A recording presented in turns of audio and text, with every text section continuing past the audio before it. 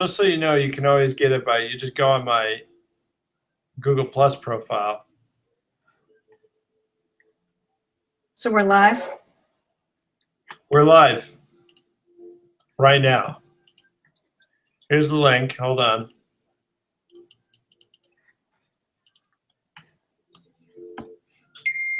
Did I tell you that I'm moving upstairs? No, tell me. I'm moving into a bigger office. Good. Bigger office that's not on the corner, so there won't be any sirens or music playing. Nice. Yeah. Where's the studio going to be? Less rent. Oh, good. Because it's a walk-up. Okay. But I was like, I don't care about that because the sirens are the only annoying thing about this place. Right. There's also no central air upstairs, but there is an air conditioner in the window. Okay. I don't know. It seemed like a good deal. Good. Cheaper is better. Cheaper is better. Yeah. Hello, everybody, and welcome to this week's SEO and IPAs. It's a fun weekly hangout about inbound marketing, entrepreneurship, and more for cool people of all shapes, stripes, and colors. As always, I am Daniel Barrett here from Two Friendly Nerds. That's TWO, friendlynerds.com, the world's friendliest web design and internet marketing company. And with me, as always, is the brains behind the operation, officially the only reason anyone ever watches this show. If she were to bake a cake, it'd be a Patti cake. No. I was also going to go with, if she was going to bake a cake, it'd be a vanilla cake. Just no joking that one. No. Patti D'Alessio for Reinvent Interactive. Patti! Woo! Patti. Hi, Daniel Barrett. Patti. You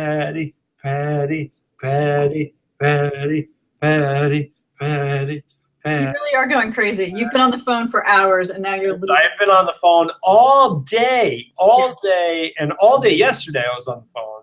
And I like being on the phone, but you don't get anything done, and it can be difficult. I'm not going to lie. It can be a little difficult. Why don't you talk about your beer while I go fetch a beer out of the refrigerator? Okay. All right. Okay, this one I love, Dan. It's relatively new to me. Well, I can't play the bottle game if you're not in front of me. That would just be silly. But anyway, it's brewed by Stone Brewing Company. Oh, Stone. We like Stone. We love Stone. It is an IPA, keeping true to the form of the show. Oh, I saw that at the liquor store the other day, and I didn't pick it up, but I did think about it. Ooh, it is tasty. No, so what's the deal? Is it? I didn't really look at it too closely. I got the impression it was like a session or something. You know what's funny? I thought it was too. I think it's the design of the bottle. It's a delicious IPA, it's called. Yeah. It is not a session. It is distinctly not a session. In fact, I think let me look up the. It's 100% alcohol by volume. It's 7.7, which is high even on a regular IPA standard, I think. Yeah. So yeah, no, it is delicious. It is gorgeous. It is a great tasting IPA. I am the hugest fan of Stone. You know this. I love my West Coast IPAs, and this is called the Delicious IPA, and it is described as an India Pale Ale with lemon drop and El Dorado hops. So it's got the two kind of hops. It's just lovely. I discovered this, I think, I want to say over the weekend. So it's relatively new to me. I think it's been around, though. So I have no real excuse. I guess it just made it out to my neck of the woods, maybe. Now, did you see the episode of Chopped with the guy from Stone on there? You know, I haven't. Not only have I not seen that, but I did not even see. Oh wait, no, Stone. No, I did not see that. I'm sorry, I was getting them confused with Dogfish. Did you ever see the Dogfish reality show? Dogfish Head. The Dogfish reality show. Dogfish Head had a show on for a season that I never saw, which is crazy because I should be up on that kind of stuff. What was it called? I don't know. I have to look it up. I forget though. And I love Dogfish Head. We do a pilgrimage to. Was it called Beer Eye for the Straight Guy? Good one. That'd be a great one. Good one. I want the term beer eye to replace the beer goggles. Oh. Oh, he's got a bad case of the beer eye. No, I don't think so. No? Because I imagine it's just a single eye. It's like, yeah. Right. You know, it's all creepy, bulging. You're not right. No? That's like one of my favorite things to do for Facebook ads is to take those, you know, on Mac computers, got the photo booth, and you can put the filters through it to make you look all weird and bug-eyed. And I always put those on Facebook ads because I'm like, people stop and they're like, what the fuck? Oh, I'll show you one. I got to show you one of my recent ones. I thought it was pretty funny. Actually, I thought it was the best one, and no one clicked on it. No one has clicked on this ad. Here, let me share my screen. Don't you think people would click on this ad? I don't know. It's pretty weird. To thousands of people, no one clicked on this. It's pretty freaking creepy. And I was like, I can't believe this. I thought it was brilliant. I thought it was absolutely brilliant. You need a new office, man. That is some ugly. And I've got a disaster behind me. Yeah. But your office looks like serial killer. It looks bad behind me. I'll show you the other one that I really like. This one people did click on. People did click on this one. It is really fun to just type things like screaming goats into Google. I'll show you I haven't done this one yet, but then I've moved on to funny turtles as my ad imagery. I'll show you my pictures of funny turtles. All right, and then listen, I want to hear about your beer. All right. Yeah, you have to look at these pictures of funny turtles first. Okay. All right. Here's one that's going to be on one of my ads. I like this one. And then we got this one. No. I really want to do something like stop getting screwed by Google AdWords. Yeah, right. No way that gets approved. There's no way that gets approved. Anyway. Have you used that one? I haven't used that one yet. I want to. I'll show this is the other one that I really want to use too. But I don't know what the text will be. I think the text will be like, I have no idea what the text is going to be. Basically, that's not right. I look for an excuse to use certain images. Oh, okay. Let's talk about my beer since I almost drank from it. It's the Lagunitas Daytime Ale. Ooh. I don't know. Have you had this? No. Now that sounds like a session beer. It is. It's a fractional IPA, they call it on there. It's got 4.65 alcohol by volume, a dry hopped ale. Okay. And so I got this. There's also, I'll probably do it next week. There's the daytime and then there's nighttime, which is black. Oh. Both of which are delicious. Spoiler alert. These are great. So I have tested these. I got a 6-pack of these for home. They're really good. And then my brother-in-law brought one to a barbecue at my mother-in-law's place a couple of days back. And they're just really, it's kind of perfect summer beer for me because it's really refreshing. It's very nice. 2 of them on an empty stomach gives you a very slight buzz, which is like perfect. Perfect. Okay. I could still drive home 2 hours later. But I feel awesome. Okay. It only, you can drink enough of it. It's hot out. You want to, you know what I mean? You don't want to be sipping on fucking like an Imperial IPA. Right. It'll get you loaded, but you just feel like, So I just really love it. It's like up there. Not my favorite summer beer. I haven't done my favorite summer beer yet. I'll probably talk about that in a couple weeks if I can save one. I like it. So how's the flavor, Dan? Because usually with those session beers, it could be a little flat. Like, does it have the bitter? Does it have the it's hoppy. It's not overwhelming. It's definitely more on the refreshing side. But you definitely get hops out of it. Good. And there's kind of like a slight lemony kind of to it. It's just very, very pleasant. And I don't think it's something you're going to go to for like huge flavor. But it is something that you're drinking. You're like, wow, has hop to it. You feel like it has hop to it, but it's not like I don't know. It's not like weighing you down or anything outside. It's just it is what it is. Outside, you're grilling. I like it. I love that stuff. I'm looking for excuses to go out and grill now because I can stand out there with a beer and I feel like very adult. Right. I'm like, I'm an adult. I own this land. All this land from there to there is mine. Right. And I will sear this beef. And then I overcook everything on the grill. It's horrible. Do you? Like today. I do all the cooking. My husband's doesn't even pretend to cook really. So I do all of it. Cooking. I think it's an odd assumption that men know how to grill. Oh yeah, I love it, but I don't know how. No, it's okay. You cook though. I've seen your masterpieces online and stuff. You've shared some of that stuff before, but I always overdo everything. Oh, do you put in too much? Maybe our grill just runs super hot, and I haven't adjusted because every day I'm like, today's going to be different. This time, like my wife the other day, I was gonna make bacon wrapped pork chops. Okay. Season them. We got a lot of rosemary. Wrap them in bacon. Put them on. Yeah.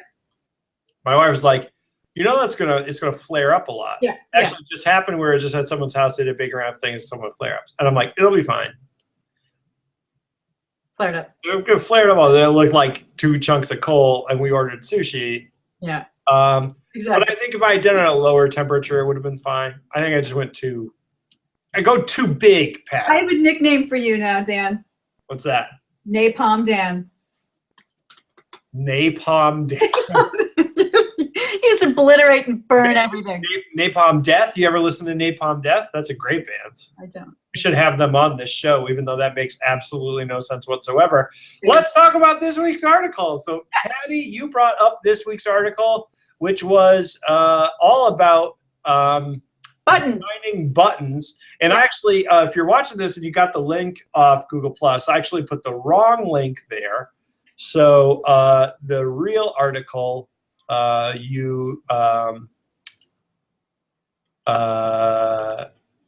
put it up on the show notes in a second. But it's going to be same actual website, just different links. And it's this fun little article. How to design a button, 7 tips for getting clicked. Here's the thing that I thought immediately. Yes. Is getting clicked like getting laid for buttons? Yes, it is. All right. So they're like they're trying to click each other. Yep. But they just bump into each other. Yeah. Yeah. Not as funny as I thought it was, apparently. No, I got you. I was just answering for real. It absolutely is. All right. So let's talk about it. Uh-huh. Patti, I want to get clicked. What are 7 tips for me getting clicked? I'm clicked off right now, Patti. Is that how this is going to go? Okay. So it's like the female buttons are always upset because the men can't find their clicks. You're right. That's borderline inappropriate. Let's go, folks. Patti, talk to me. Let's talk about that article in seriousness. How do we, because buttons are everywhere. Everyone wants someone to fill out something or do something. Yes. Okay. So this is an article by, again, our friend. This is 2 weeks in a row that we're doing an Andy Crestodina. I guess is this his blog or his articles? This is Andy Crestodina month. Yes. Okay. Okay. Very good. So 7 tips. You want to scroll to the number 1? Let's see here. So he starts out with what language to use, right? So what are the action words? And I love this. So 1 and 2 are really what to use and then how to test if you're using the right words. And I don't know. I feel like I'm a big conversion nerd, conversion testing, which test won. Do you follow that? I do every now and then, but the thing for me with that is I never feel like it's particularly transferable to my own stuff. I always feel like the unexpected thing wins for me. Yeah, it can be a little bit annoying. And then sometimes there's more than one factor, so you don't know what to attribute to the change in, you know what I mean? Like I kind of want a little bit more information, but it's at least a fun game. You know what I mean? If you're competitive, I'm a little bit competitive, to kind of, say whether it's A or B and if you get it right. So I don't know. So I like that. I follow that. So this is actually just a really fun article for me because I just love these kind of like tips and hacks. But okay, so his first point here is action words, right? So the first list here is buttons without verbs, and his point is to really make it action oriented and include a verb. And we're talking about the language that's on the actual button itself, right? What language is the user supposed to click on? Right. So instead of email sign up, it's sign up for email updates, which is really funny because right off to the right, it just says sign up. Do you see his own button right there? What does his own button say? It's right there on the page. Exclamation point. Yeah, exactly. So anyway, this is a do as I say, not as I do kind of idea. But anyway, so he's making a different. Well, as an action verb, sign up. That's all he's saying, right? Yeah. He's got learn more as an example too. So sign up works. Okay. All right. Fine. Well, because I think he's using it as a contrast with what he sees a lot is like email sign up.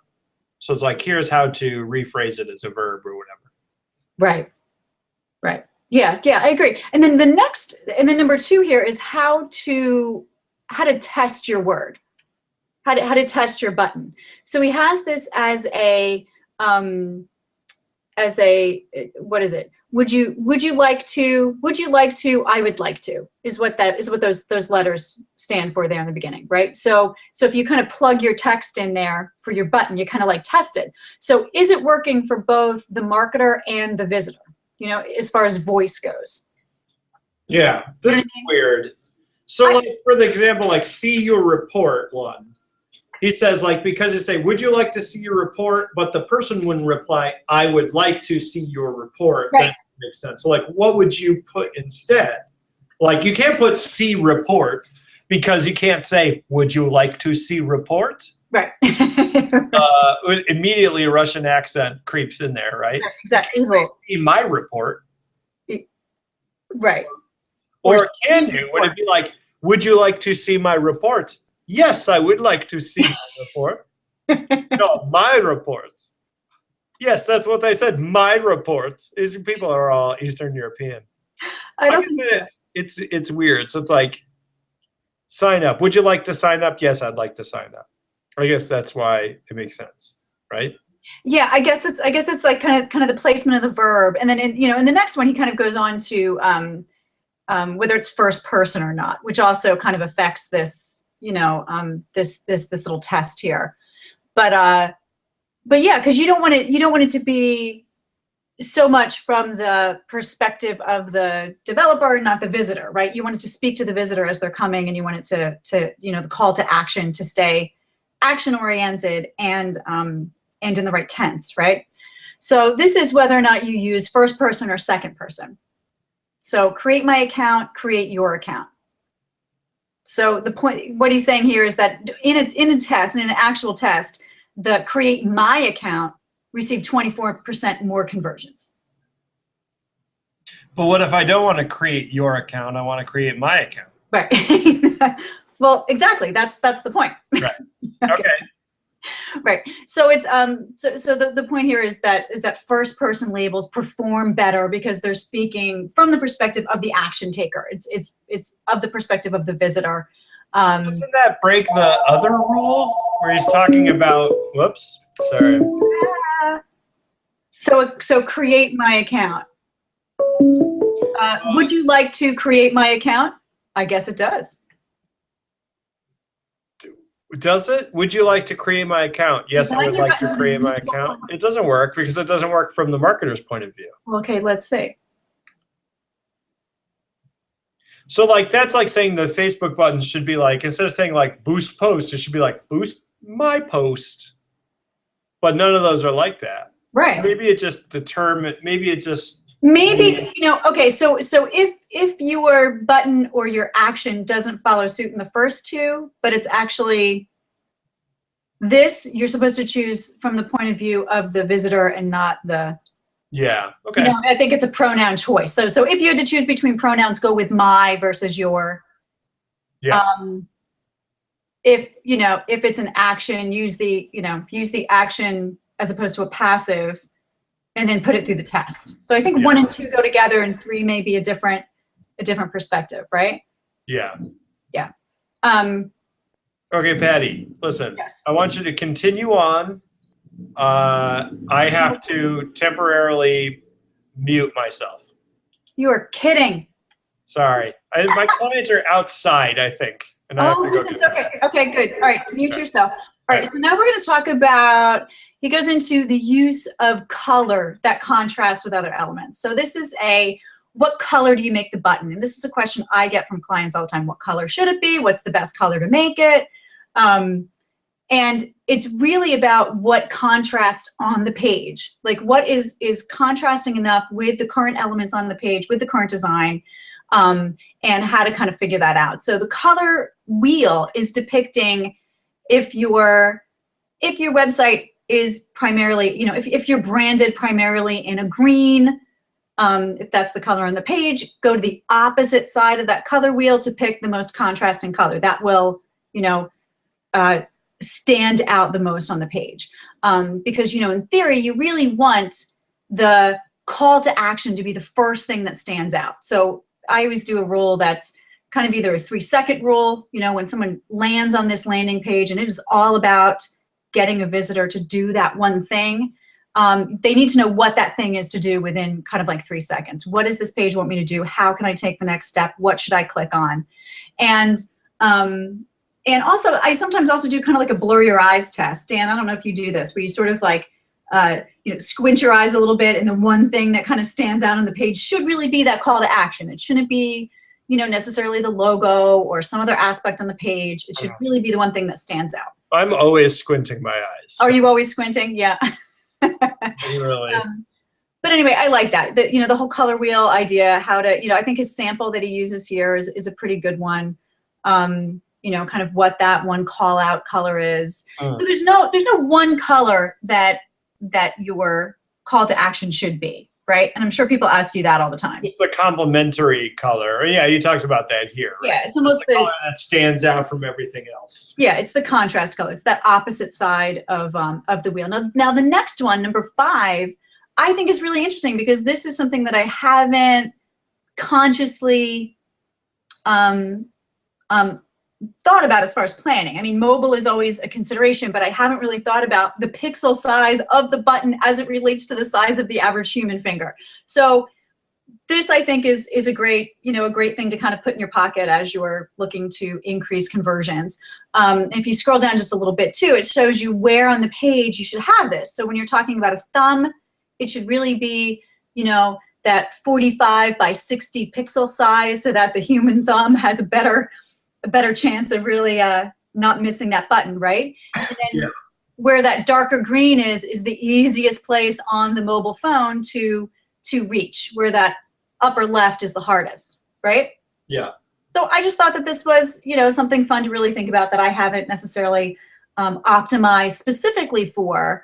I'll test everything that I do with my clients. I always test it on my mobile devices and on my tablets. But, considering the size of the thumb, I thought was, a very cool mobile forward way to kind of think about conversion, right? Yeah, that's pretty cool, actually. Yeah. I thought the button size thing was pretty interesting. Yeah, I think that's great. And he has a quote here, too, from Brian Massey. He's the conversion scientist. I love that guy. Follow him and what he has to say. And this is kind of controversial, which is adding kind of a secondary link.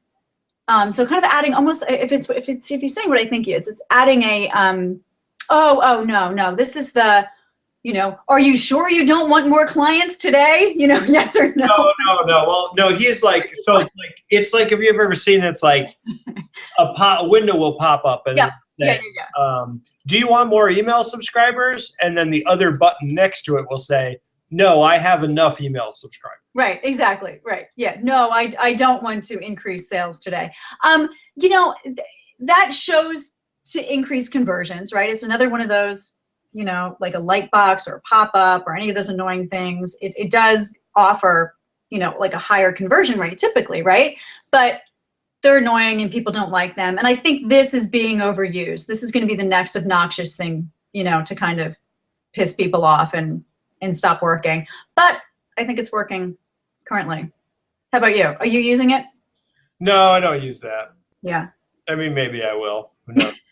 Like my call out on my homepage is get free AdWords help, the one that I'm working on right now. Yeah. And actually the next one is sort of more appropriate for that. But it's like no, I'm fine with AdWords. Right, yeah. It's like right on the homepage. It's not really like a great place to do that. If it was a pop-up or something or like a cart, it might make more sense. Right. Right. Yeah. So, okay. So we have two left. We have number 6, which I don't know if you want to bring up the article again. I don't want to bring it up. I don't want to bring it up. Oh, fine. Okay. So this is the lower commitment. And I think this is interesting. I use this and I talk about this a lot too, which is kind of the idea of shop now versus buy now, or, you know, start testing versus kind of the sample here is read our review. So it's kind of, you know, one implies you have to get out your wallet now, and the other one implies you know, you don't have to commit, but see more, learn more, view more. In this sample, this A/B test that he's quoting here, he said the second version, the read our review versus start testing, received 124 more clicks, 124% more clicks. Yeah. Yeah. So you know, that's something interesting to really test, and I think that's, you know, the biggest thing to not get lost here is you really want to test with your audience if you can, right? Test button language, test placement, test other language on the page, see what converts best for you and who you're talking to. Yeah. Versus necessarily following any rule. But I think this is a kind of a no-brainer. You know, you really don't want to scare people off before they press. And then the point that's made here in this orange box is, you know, sometimes the language will get you more clicks on that button, but it may not convert as well, right? So if you're just learning more, you may just be capturing people that want to kind of like read or consume the language on the page, as opposed to somebody who's coming there knowing that they want to buy, are going to click on that buy button and convert. So, you know, if what you're going after are visits, you know, optimize to that. If what you're going after is sales, which it, you know, typically is, or unless you've got some kind of funnel where, you know, visits are one level, sales is the next, you know, kind of giving away and stepping through a sales process. Mm-hmm. You know, you just kind of have to think about what these are. It's amazing how complicated some of this call to action and conversion process can be. You know what I mean? Like there's a lot to it. It's not just slap a button on the page and right, you know, send traffic there. It's what do you want them to do? And then number 7, maybe you can talk about this. This is making your button from code and not a graphic. And I actually went to this create the bulletproof buttons page. If you go to that, it kind of explains a little better. So it's not just having an image, because say, for example, an email, they don't always load. Right? Did you click the create bulletproof buttons? Yeah, I'm on there. Oh, got it. Yeah. So what do you think of that? So yeah, so you can click on one of the 3 buttons on the bottom where it says, or try one of these. Yeah. And then you pick your color, put in your language, and it creates the code for you. Yeah, it's cool. I've seen this tool before. It is pretty neat. And I definitely agree that you know, image buttons are kind of, they have a lot of problems and they're clunky, and they just tend to be more of a pain in the butt. Especially with responsive designs and things like that. So, you know, kind of CSS buttons are very common now and really kind of the way to go for most folks. And I think if most people watching this aren't really in the position to necessarily get into this, obviously if they can use the bulletproof button thing and that kind of makes sense, that's awesome. But for most folks, this is something that their coder designer should be kind of dealing with. Yeah, but I love that there's a widget for it. I think that makes it easy. But anyway, I like this article. I like thinking about what converts and what doesn't. I like thinking about the subtleties of, you know, kind of the human user interaction and what causes people to take those actions you want. And I even like the way he ends this article. He says, getting traffic to your website is half the battle. The other half is getting visitors to act in the way that you want them to act, get them to click on the stuff that you want them to. But anyway, what'd you think, Dan? You like this? Yeah, I thought it was good. The thing sorry, I'm like scrolling all fast, making everyone want to throw up. Yeah, I think it's totally valid points, make a lot of sense, a lot of stuff here that I definitely want to think about. I think one of the things I've been slowly kind of realizing is that I think people who do what we do tend to focus on this stuff because it's in our wheelhouse. Yeah. But nothing has a bigger effect on how many people buy or sign up or do anything than the offer itself, right? And what I'm kind of learning is that a lot of companies have, my company in particular, not in particular, but my company included, I spent a lot of time thinking about conversion stuff, but the core thing that I offer people is not particularly appealing to a lot of people. And I'm kind of doing a lot of reading about stuff like risk reversal, and really structuring deals so that like it's, you take on the risk, you make it really appealing, and the way you talk about your offer. And that stuff I think has a much bigger effect. And sometimes I worry a little bit about this stuff because I think for a lot of people, like we're professionals and we think about this stuff all the time, but for a lot of people doing small businesses or kind of working on their own stuff, it's kind of like optimizing around the edges where you spend all your time twiddling to get like a 0.1% increase in whatever. But if you just said the whole first month is free and if you don't like it, you still get to keep it. Right. That would change our entire business, right? Yeah. So I think it's an awesome article. I don't want to take anything away from it. No. And that right now. Yeah, I mean, I think that they have to kind of like separate ideas. It really depends on, the level of trust that you've built with the visitor that's coming. I think it depends on the price point. You and I have had conversations about totally different sales tactics that you would use with larger price point products and services and systems that you're selling, educational systems, that kind of thing, right? Like it's not going to be a matter of tweaking the button to the right color and language if you're selling something that's, But I think people dollars focus on that stuff because it's doable. Yeah. It's like quick and easy to do. Yeah. It's a lot harder to say like, how do I give my thing away for free, or how do I structure this so that I can cut my pricing in half, or how do I get a celebrity to like endorse me, or whatever it is. Right. So sometimes I think that especially SEO and conversion optimization and stuff, it's one thing if that's what you do and you're professional, you should just worry about that. You're getting hired by a company that needs that. But I think for a lot of smaller businesses, it's not necessarily that. It's kind of like they get sucked into focusing on what is essentially a triviality. Yeah. Where the core business model has a much bigger effect. But I still like all this stuff a lot. And it's easier to read this stuff, and I like this stuff, like thinking about it. And for clients and stuff, it certainly helps. And it certainly helps for when we're doing design and stuff like that. We have to go. My client that I thought was outside went to my house by accident and is now there right here, so I gotta go. But if you guys turn it halfway through, obviously, you can check out the rest of this episode and all our past episodes just by, you go on the YouTubes. Yep. It's utube.com. And you type in SEO and IPA, you're going to find all our videos. Yep. Show notes and outtakes, gag reels. Not there, but stuff is there. Links. The beers we drink. Both forward and back links. Oh, really? And we would appreciate it as always. Thank you guys so much for watching. Patti, I gotta run. You're awesome. Okay, where's your beer? I put it away. I couldn't stop drinking it during the show. Really? But before I knew it, I was like halfway down. I was like, fuck, I have a meeting in like 10 minutes. Yeah, I have to go to a school event right now. Cheers! Cheers! Optimize responsibly, everybody. That was very nice. All right. You'll see you guys next week, Wednesday, Eastern Standard Time, noon. All right. Bye, guys. Bye, Daniel. Bye, Patty. See you.